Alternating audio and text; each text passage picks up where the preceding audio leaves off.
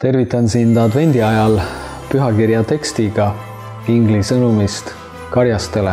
Au olgu Jumalale kõrges ja maa peal rahu, inimestest hea meel.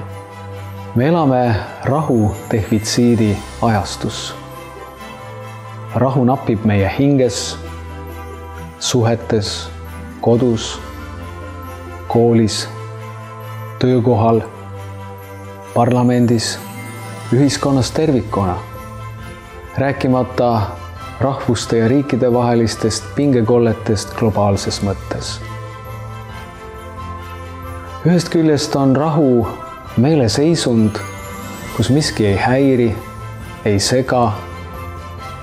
Teisest küljest on rahu konflikti, võitluse ja tüli puudumine. Aga kindlasti on rahu ka südames, südamerahu, meelerahu, hingerahu. Piibli uustestamentlikus tähenduses peitub rahu isikus, kelle sündimist siia maailma me peatselt tähistame. Apostel ütleb, tema on meie rahu.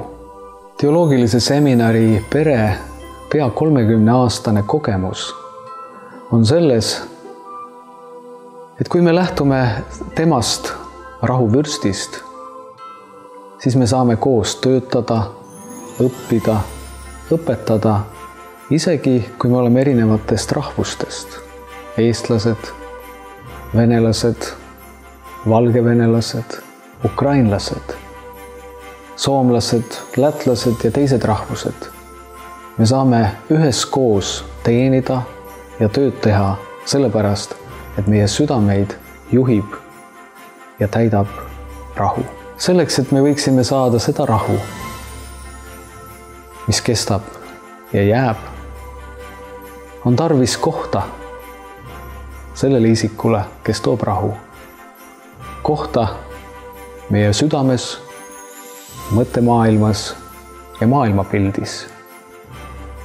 Ta ei oota palju, aga ta ootab pühendumist ja seda, et me asetame selle isiku kesksele kohale oma elus. Ja kui see on nii, siis täidab meid rahu temalt. Soovin, et see rahu võiks saata sind advendi ajas ja jõuluajas. Ja soovin sulle lootusrikast uut aastat 2024.